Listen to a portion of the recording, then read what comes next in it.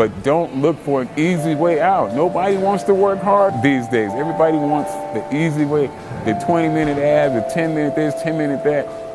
Fuck that. Come to the gym, work your ass off, earn it. Even if I die, I die. That's how serious and dedicated I was to my sport. They said, well, you can't do it, you're gonna die. I said, well, I'd rather die doing what I love to do than sitting at home looking at TV.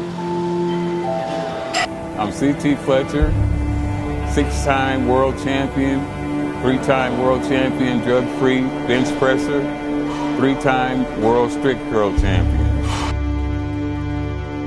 I'll say this, my childhood growing up, I'm a contrast because if you look at the video, you'll see that I use quite a bit of profanity, and it's really a contrast to how I was raised. There was a time in my youth when I thought that any amount of weight that I put on a bar, if I went down with it, it was coming back up.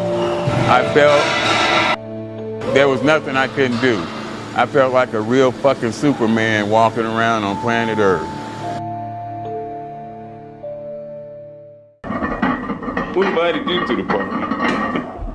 I like to do pause reps sometime and think about the things that have gone on in my mind throughout the day and how anxious I am to get to the gym and just work out.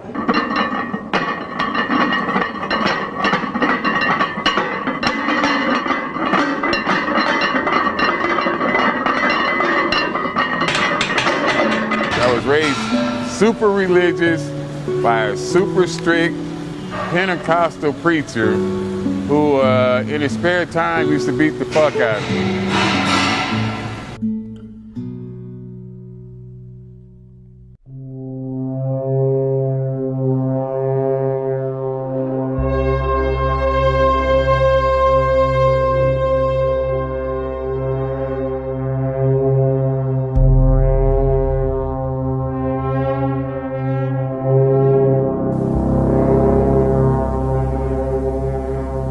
School life, I grew up in Compton, #1 crime rate at the time, and we were proud of it. And so I got into some things that everything that a preacher's kid shouldn't do, I did. I'm sure that everybody probably know Tookie Williams, which is a gangster from Compton and one of the founders of the original Crips. When I was a kid growing up, Tookie Williams was the man, not Arnold Schwarzenegger. And also Craig Munson, another guy you never heard of, the largest guy I ever seen in my entire life, including Sergio Oliva and all the bodybuilders included. Craig Munson, a prison guy, was one of the biggest guys I ever seen. My mother is probably the biggest influence. She kept me from being insane as a kid. As I told you, my dad used to whoop my ass for sport. He'd come home and if he felt like, you know, whooping somebody's ass that day, there I was. But my mom was my biggest influence. Bench press, my maximum lift, good lift, 705 pounds. It was done in the gym, so it didn't count. In competition, 650 pounds. I done 725 on the bench in the gym, which doesn't count, but it was with boards, so it also didn't count. The most I ever squatted was 725, so I could bench press as much as I could squat. 725 is not really a good squat for a guy that weighs, you know, in excess of 300 pounds. Shane Hammond had the world record when I was around. He did 1,000. Back when I was in my competitive powerlifting days, nutrition was a joke to me. I would eat any and everything, a non-stop eating machine, because I felt like that's what I had to do in order to be the biggest, baddest motherfucker on planet Earth. I wanted to stop traffic. I wanted to crack the sidewalk with every step. I wanted to be the king of the jungle, the baddest beast on the planet. So I felt like stuffing my face was the only way to do it. And I was such a regular at McDonald's back then. They knew what I was going to eat for lunch every day. They prepared my 4 Big Macs, 4 fries, 2 shakes, and 4 apple pies. I had that same lunch for over 20 years at the same McDonald's, actually. I had no problem saying I'm #1 or I'm the best. I actually went to a world championship competition.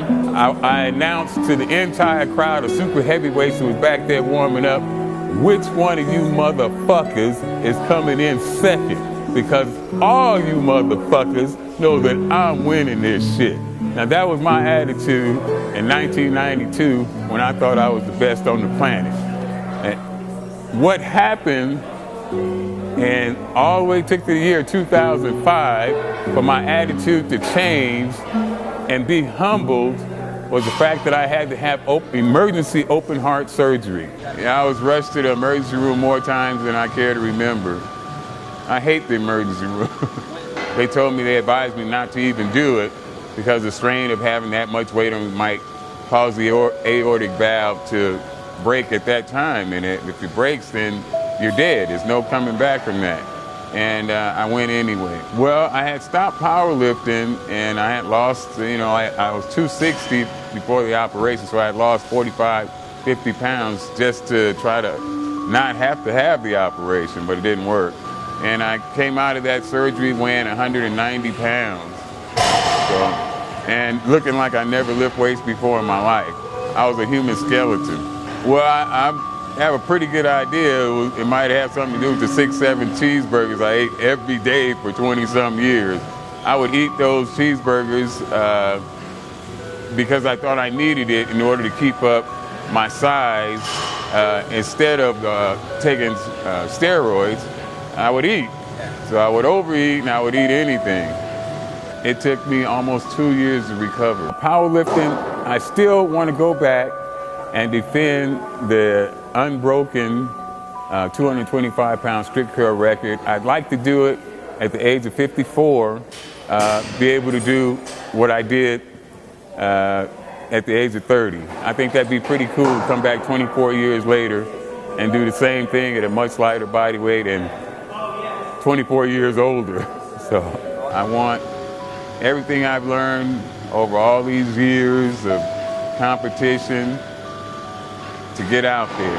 I've been training with CT for at least 3 years, and it's the best training ever.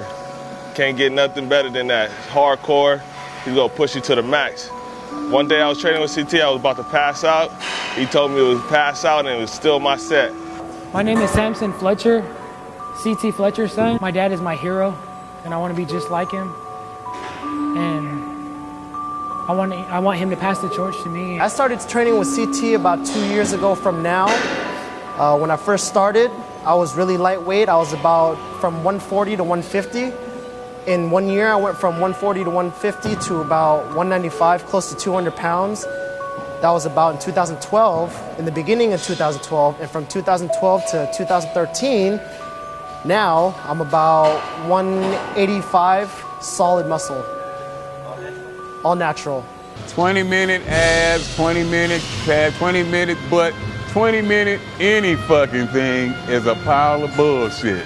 If you see somebody with great abs, a great butt, a great whatever, they didn't do the shit in 20 minutes. And if they tell you they did, they are a fucking liar. Trust me on that. No matter what, because I hate complainers, I hate criers. If I can come in here with a metal valve implanted in my chest, taking 10 different medicines just to stay alive every day and do my workout, you have no excuses.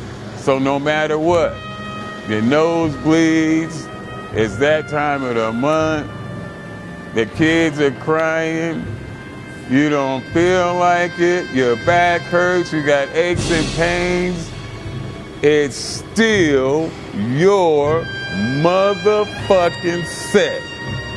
Let's get it done.